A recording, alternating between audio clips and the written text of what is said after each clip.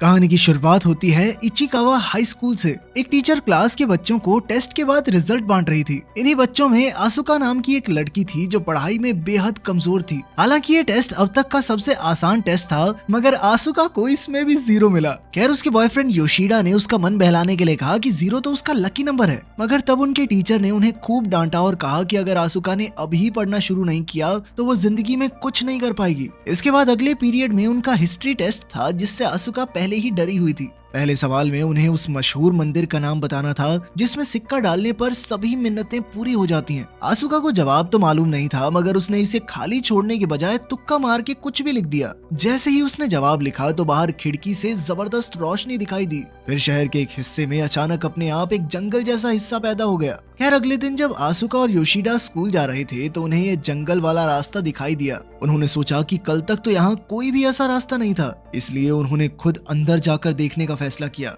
कुछ देर चलने के बाद उन्हें एक मंदिर मिला जिस पर इस जगह का नाम लिखा था, पर वो ये नाम पढ़ ही नहीं पा रहे थे। खैर, आसुका ने बिना सोचे समझे उसमें एक सिक्का फेंक कर मन्नत मांगी कि मेरे हर टेस्ट में 100 नंबर आए। इसके बाद वो दोनों आराम से स्कूल लौट आए। जब आसुका को पिछले टेस्ट का रिजल्ट मिला तो उसने देखा कि उसके 100 में से 5 नंबर आए थे। तब वो सोचने लगी कि मन्नत मांगने का कोई फायदा नहीं हुआ। खैर, बाद में उनका वर्ल्ड पॉलिटिक्स का टेस्ट हुआ। पहले सवाल में उन्हें जापान के प्रधानमंत्री का नाम बताना था। आसुका को बिल्कुल भी आइडिया नहीं था कि प्रधानमंत्री है कौन, इसीलिए उसने यूं ही अपने बॉयफ्रेंड योशिडा का नाम लिख दिया। इसके आगे भी उसे किसी सवाल का जवाब नहीं आता था, इसीलिए वो चुपचाप सो ही गई। बाद में स्कूल के बाद आसुका और योशिडा दोनों आसुका के घर गए। जैसे ही वो दोनों अंदर घुसे तो आसुका के माँ बाप में बहसबाजी चल रही थी। आसुका के पिता एक सेल्समैन थे जिनकी नौकरी खतरे में थी और उसकी माँ का किसी दूसरे आदमी के साथ अफेयर चल रहा था। आसुका ने योशिडा से कहा कि इनके ऊपर ध्यान मत दो, ये ऐसे लड़ते रहते हैं, और फिर उसे अपने कमरे में ले आई। तब योशिडा ने देखा कि एक कमरे के बाहर खाली प्लेट्स और बाउल्स पड़े थे। असल में आसुका का एक जुड़वा भाई भी था जिसका नाम था केसुके। केसुके पढ़ाई में बहुत ही ज्यादा अच्छा था और उसे हर टेस्ट में 100 नंबर मिलते थे। मगर एक दिन वो अपने हाई स्कूल एंट्रेंस एग्जाम में फेल हो गया। केसुके जैसा होशियार बच्चा इतना बड़ा धक्का सहन नहीं कर पाया और उसी दिन से उसने खुद को कमरे में बंद किया हुआ था। वो किसी से बात नहीं करता था और बस अपने कंप्यूटर पर वीडियो गेम्स खेलता रहता। आसुका योशिडा को ये कहानी बताते हुए थोड़ा उदास हो गई तो योशिडा उसके लिए बाजार से कुछ खाने को लेने गया। वहीं दूसरी ओर उनका टीचर टेस्ट चेक कर रहा था कि अचानक वो रहस्यमय मंदिर चमकने लगा और टीचर का चश्मा धुंधला हो गया। कुछ देर बाद आसुका ने योशिडा को फोन करके पूछा कि वो कहाँ रह गया, तो योशिडा ने कहा कि वो बहुत ही ज्यादा बिजी है और आज उससे मिलने नहीं आ पाएगा। कॉल कटने के बाद आसुका को अपने एक दोस्त का मैसेज आया कि योशिडा बहुत बड़ी मुसीबत में फंस चुका है। तब ये खुलासा होता है कि योशिडा सच में जापान का प्रधानमंत्री बन गया था और वो कई सारे इंटरव्यूज भी दे रहा था। अगले दिन जब आसुका स्कूल गई तो उसे समझ ही नहीं आ रहा था कि उसका बॉयफ्रेंड बाजार गया था तो वो अचानक प्रधानमंत्री कैसे बन गया। और तो और बाद में खबर आई कि कई सारे देशों के प्रधानमंत्री भी लापता हो गए थे। तभी टीचर ने क्लास में आकर सबको कल के टेस्ट के रिजल्ट सुनाए। आसुका ने देखा कि उसका सारा टेस्ट खाली था, फिर भी उसे 100 में से 100 नंबर मिले थे। तभी उसे एहसास हुआ कि उसने अपने टेस्ट में प्राइम मिनिस्टर की जगह योशिडा का नाम लिखा था और शायद इसीलिए वो प्रधानमंत्री बन गया। और बाकी देशों के प्रधानमंत्री भी इसलिए लापता हो गए क्योंकि उसने बाकी सारी जगहें खाली छोड़ दी थी। आखिरकार उस मंदिर से मांगी हुई मन्नत अब पूरी हो रही थी। अब उसे टेस्ट में पूरे नंबर देने के लिए उसके जवाब के हिसाब से दुनिया ही बदल जाएगी। खैर, अपनी गलती को सही करने के लिए आसुका ने गूगल से देखकर टेस्ट में सभी सही जवाब भर दिए और खुशकिस्मती से सब कुछ पहले जैसा हो गया। योशिडा को प्रधानमंत्री के पद से निकाल दिया गया और बाकी देशों के पीएम भी सही सलामत थे। खैर, अब भी मुसीबत टली नहीं थी क्योंकि अब अगले टेस्ट की बारी थी। लेकिन आसुका ज्यादा घबराई नहीं क्योंकि उसे लग रहा था कि मैथ्स टेस्ट में गलत लिखने से क्या ही बदल जाएगा। फिर स्कूल खत्म होने के बाद योशिडा आसुका से मिलने आया और उसे बताया कि उसे प्रधानमंत्री के पद से निकाल दिया गया है।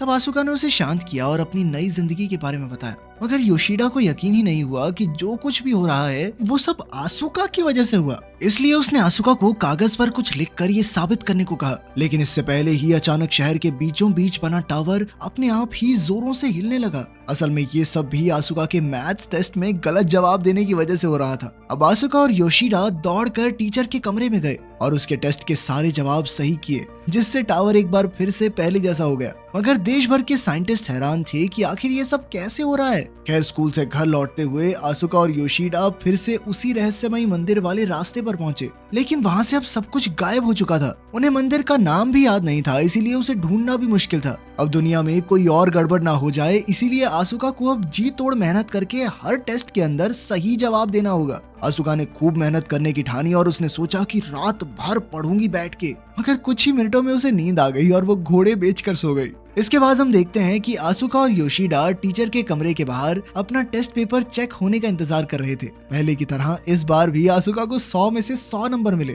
और वो दुआ करने लगी कि इस बार दुनिया में कोई गड़बड़ ना हो जाए। खैर, जब वो घर लौटी तो उसने देखा कि उसके पिता बेहद खुश थे, क्योंकि उन्होंने अपनी जिंदगी की सबसे बड़ी सेल की थी। असल में आसुका ने टेस्ट में लिख दिया था कि दुनिया का सबसे कीमती पदार्थ आरओ का पानी है। इसी वजह से बहुत सारे लोगों ने आरओ खरीदने शुरू कर दिए, जिससे उसके पिता को काफी मुनाफा हुआ। अपने पिता को खुश देखकर आसुका भी खुश थी और उसने सोचा कि सब कुछ ऐसे ही चलने देते हैं। लेकिन बाद में उसने टीवी पर देखा कि दुनिया भर में पानी के लिए भयंकर लड़ाई होने लगी है। अब चीजें हाथ से बाहर हो गई थी, इसलिए आसुका ने तुरंत ही अपनी टेस्ट शीट में जवाब बदल दिया और सब कुछ पहले जैसा हो गया। तभी उसके दिमाग की बत्ती जली और उसने अपनी इस ताकत के जरिए अपने माँ बाप की लड़ाई सुलझाने की सोची। अगले दिन जब टेस्ट में उससे पूछा गया कि कौन सा एस्ट्रोनॉट अंतरिक्ष में जाने वाला है, तो उसने अपनी माँ के नए बॉयफ्रेंड का नाम लिख दिया। इसी वजह से उस आदमी ने आसुका की माँ से ब्रेकअप कर लिया और अगले दिन वो अंतरिक्ष में चला गया। ब्रेकअप के बाद उनकी माँ अपने परिवार को समय देने लगी और उनकी जिंदगी फिर से खुशहाल हो गई। अब आसुका को अपने भाई केत्सुके की मदद करनी थी, इसीलिए उसने अपने अगले टेस्ट में लिखा कि उसका भाई केत्सुके अपने कमरे से बाहर आकर सबको गुड मॉर्निंग कहेगा। लेकिन ये प्लान पूरा होने से पहले ही फेल हो गया, क्योंकि केत्सुके के बाहर आने से पहले ही उसके पिता केत्सुके के कमरे में जबरदस्ती घुस गए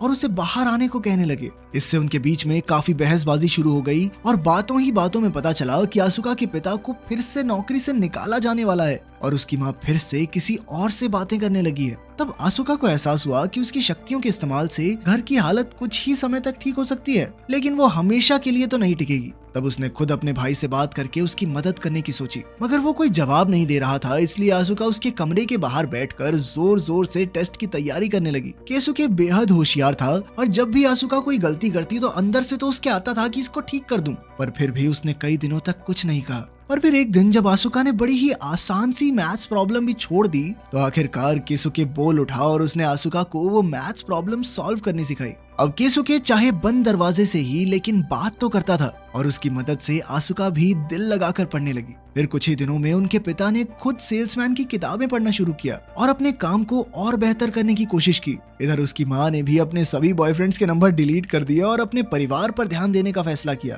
खैर, एक हफ्ते बाद आसुका बिना किसी मदद के टेस्ट में 100 में से 100 नंबर ले आई। वो दौड़कर ये खुशखबरी केसुके को सुनाने गई, पर उसने तब भी दरवाजा नहीं खोला। फिर अगली सुबह जब घर में सभी लोग खाना खा रहे थे, तो केसुके अचानक खुद ही अपने कमरे से बाहर आकर उनके सामने खड़ा हो गया। उसने अपने पिता से माफी मांगी और अब और ज्यादा मेहनत और लगन से पढ़ने का वादा किया। ये देखकर उसके पूरे परिवार में खुशी की लहर दौड़ गई। फिर एक दिन जब आसुका और योशिडा स्कूल जा रहे थे, तो आसुका को अपने बैग में वो पहले वाला टेस्ट पेपर मिला। उसे सिर्फ 5 नंबर मिले थे, इसीलिए उसने कागज फाड़ दिया। मगर जैसे ही उसने कागज फिर से जोड़ा, तो अचानक उसी जगह पर वही जंगल वाला रास्ता बन गया। तब उसे एहसास हुआ कि उसने मन्नत पूरी करने वाले मंदिर के बारे में इसी टेस्ट में लिखा था। उसके जवाब की वजह से यहाँ नया मंदिर खड़ा हो गया था। अब योशिडा और आसुका एक बार फिर से मंदिर में गए और मन्नत मांगी कि आसुका की हर बात सच ना हो, ताकि सब कुछ पहले जैसा हो जाए। उन्होंने थोड़ी देर इंतजार किया, मगर वो मंदिर अब भी वहीं था। इसके बाद स्कूल में टीचर ने फिर से उन्हें एक टेस्ट दिया, जिसमें ज्योग्राफी और दुनिया की आबादी के बारे में सवाल थे।